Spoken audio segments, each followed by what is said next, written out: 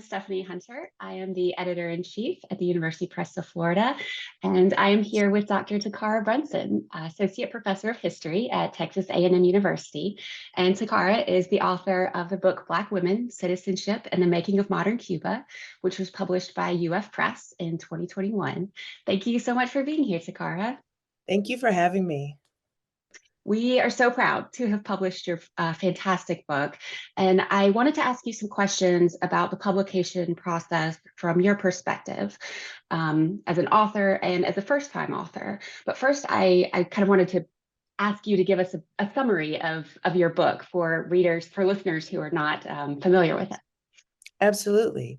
So my book examines the evolution of Cuba's political system between slave abolition in 1886 and the 1959 revolution. This is a period characterized by the end of the independence movement against Spain, 2 U.S. occupations, and a struggle for democracy that evolves throughout the Republican period between 1902 and 1959. For the book, I focused on the activism and other political strategies of women of African descent that included helping to build a Black public sphere, letter writing, comportment, and their participation in communist and feminist movements. And I looked for ways that they tried to push for social equality on behalf of themselves and their communities. I traced their movement between movements for racial equality, women's rights, and labor activism, ultimately arguing that they played a critical role in building a modern political system in Cuba. And your book was based on research you conducted for your dissertation, is that right? Yes.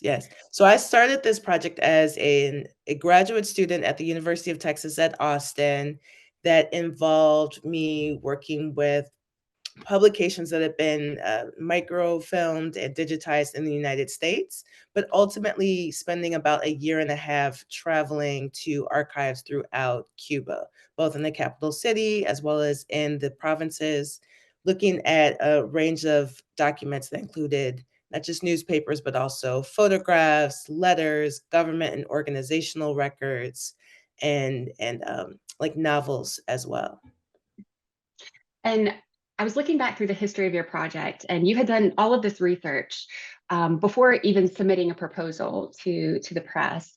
And I was looking back, and I think you originally submitted your proposal in 2017. Yes. And that's when we started working together. And then in 2018, you sent in the full manuscript, which I sent to 2 expert scholars as peer reviewers. Who were very supportive of the project. I was very excited to get the great feedback, but they did recommend some revisions for strengthening the manuscript. So we discussed those revisions, and then you revised, and I sent it back out for another round of peer review to 3 reviewers. And they ultimately recommended publication with a few final suggestions. And so the peer review process, I say all of that because the peer review process by expert scholars is a really important part of our process as a university press. And I was wondering if you could talk about that whole process from your perspective as an author. Yes. So it's one of the parts that can be stressful, but is also really exciting because it's the moment at which, prior to this point, most authors would have likely been working primarily alone on this project, but then workshopping it with people who they trust, whether those be colleagues who are in writing groups, as I had, or workshopping your manuscript in parts through other like symposia or conferences, which I had done as well. And then so you kind of take your baby and hand it over for this blind review process and await these comments. And I received extensive comments that were really helpful, comments regarding clarifying my argument, comments regarding clarifying the contributions, the different literatures I engaged, not just in the introduction, but really incorporating how I was engaging different scholarly studies throughout the manuscript, which really helped to refine my thinking there. I also was asked to clarify various concepts that I was using so that I made the language more clear for the reader, not just for experts who are familiar with Cuban studies, but also so that those who are familiar with Cuban history or Latin American and Caribbean history could easily pick up the book and understand it. And then there are a variety of other comments that were particular to how I may have told certain aspects of the story. So position particular women in relationship to my overall argument, um, discuss particular events that I may have overlooked just because they didn't appear in the documents, but were still very important for understanding the context. Right. And so overall, through this review process, I really felt like the blind reviewers providing significant feedback, right? But that really felt caring, right? In terms of them taking seriously the Good. project, helped me to transform my manuscript so that it was much more nuanced. And I think does a much better job of touching on a variety of historical themes throughout the book. And one of the reviews in the second round actually sort of suggested we steer your book in a different direction. And you and I discussed that and decided that that wasn't really the right plan Yeah. for your project. That that would be a different book. It would be a great book, but your book kind of had a different goal. And so I think even the reviews that maybe had suggestions we didn't follow were still very helpful in kind of helping sharpen the contribution that your book was trying to make. Yes, definitely. I think, And then sorry. I would no, go just add, ahead. was what I really enjoyed about working with you at that point is because oftentimes I think as a first-time scholar, you can kind of get nervous about figuring out what it is that's necessary for a book to meet those standards for publications. But those conversations really helped me to figure out, or really to affirm that the manuscript by and large was headed towards in the right path, if that makes I'm sense. so glad. I'm so glad to hear that. Yeah, and so based on those positive peer reviews, I presented your project to our faculty editorial board. And I was looking back, and that was actually February 2020. So that was 4 years ago when it was approved, which is really exciting. This board is made up of faculty from the University of Florida, and they were very excited about your project. I think your project had support. Everyone at the press, everyone on the board, everyone was just very supportive and excited about your book. So after that, after board approval, the press conducted a thorough copy edit of the manuscript, and then we typeset the text and designed the book. And as the acquisitions editor, I'm less involved in that process, but that's a very thorough process. I think it takes about 10 months. What was that process like for you? It was really interesting. So this was again, it required another couple of levels of review in the sense that you had a copy editor, a person who was completely unfamiliar with the manuscript, certainly like understood academic writing and could appreciate it, but also brought fresh eyes to help just sharpen the writing even more, right? And she certainly didn't rewrite the manuscript, but really helped me kind of tighten the language at various points in ways that I found satisfying. And then I also worked with an indexer who helped me kind of figure out what I thought was important in terms of helping guide the reader through analyzing the book, as they might be doing searches. So that helped me to think more about what the reader might be looking for as the book came out. And then, of course, I worked with members of the university press to uh, select images, kind of refine titles, and make sure that everything looked right coming together. That was another interesting experience.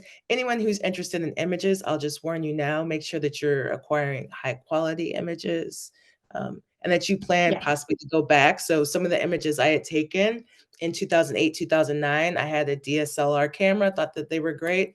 By 2000, what was that, 20? Those were not great 2020. images. Yes, Right, right. scramble, yeah, to make sure that I Yeah. could get So good images for the book. definitely. And then coming back to the images, I wanted to talk about the cover for a minute Yeah, because your cover process was it took us a while to get the right cover. And the yes, book's cover is, of course, understandably very important to the author. You've been living with this project for, I mean, over a decade at this point. yes, But it's also important for the press because we see it as a really critical marketing tool. It's how people first encounter the book. Um, so we went back and forth a good bit, and I work that our design team created. I think it's simple but powerful, and I just am so pleased with where we ended up. I didn't know if you had anything you wanted to say about the cover process, how that worked for you. I hope you're happy with the final Yeah. cover. No, I love the cover. We picked an image that I really like. It's an image of one of my favorite women from my research, and she figures prominently in the book. So I think it worked out really well. It was just kind of, you have a vision. Sort of. Actually, I didn't really have much of a vision. So I had options that were presented to me, and then I was trying to figure out how we could kind of tinker with very small aspects to kind of fit what I wanted the book to look like. And I'm really satisfied. I think it does well in matching what other books from the press look like, while also representing the women well who are examples. Fantastic. Yeah. I'm glad to hear that. My next question. So once the book was published, 2021, Mhm. the press does a promotion campaign. We sent the book to journals for reviews. We submitted it for awards, took it to conferences, promoted it on social media. You did some events. You did an interview on the New Books Network, which I recommend. It was a really good interview. Yes. Your book received a good bit of attention, a lot of positive feedback. Can you tell us about the promotion process and any feedback that you've received from scholars about your work? Yeah, I've been really excited. So I received a book award from the Association of Black Women's Historians, which was really an honor, especially given that the work of the women in that organization really shaped my approach to this project. Um, but then I also received invitations to speak at universities in the United States, one in England as well. And I think the next stage will be taking it to Cuba to kind of travel and interact Exciting. with scholars there. In Yeah. terms of social media, it was really fascinating. The moment I first kind of announced that the book was forthcoming, I received a ton of buzz there, which was really exciting. And so I think, again, for first time scholars, it's important to have some sort of social media presence, right? Mhm. It's always been interesting to figure out how to navigate that, but by having a basic account where you can kind of post the events that you're doing, that was really helpful. Also, the UPF also helped to promote my book, and so I could just kind of retweet those, so that contributed to the promotion project as well. Yeah, your book had some really great reviews. I think it was in Choice, Public Books. I was really proud of the review most recently in Public Oh, Books. yes. And then the award, the Letitia Woods Brown Book Prize for the Association of Black Women Historians. I'm so pleased with the recognition that your book has received. It's very well deserved. Um, and so this was your first book, first time going through the publication process. What surprised you? What were you not expecting? I I think it's important to acknowledge that the process can take a while, and so it's important to begin that process wanting to work with an editor who you feel will be supportive of the process and is good at communicating, which I've felt strongly about from our initial correspondence, Stephanie. Um, yeah, and to always be in communication with the editor about what your needs are moving forward. So I know that especially as we reach some of the final stages, I'll just be transparent. I had like a baby in the middle of Yeah, writing and revising this book, and then certainly COVID hit. So there were moments when I needed to get revisions back to the press, and then I needed extension deadlines. So that happened as well. And so that can all lengthen the process. So those, especially sure. who are thinking about tenure, I think it's important that you keep in mind that it is ultimately a lengthy process, but that if you're working with an editor and communicating well, that you certainly can still meet those deadlines necessary if you're going up for tenure.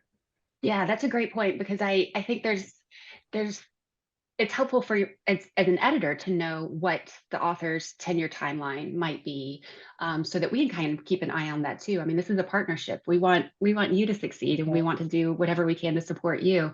And so transparency and just having those conversations with your editor, and letting your editor know what you need and what we can do to help.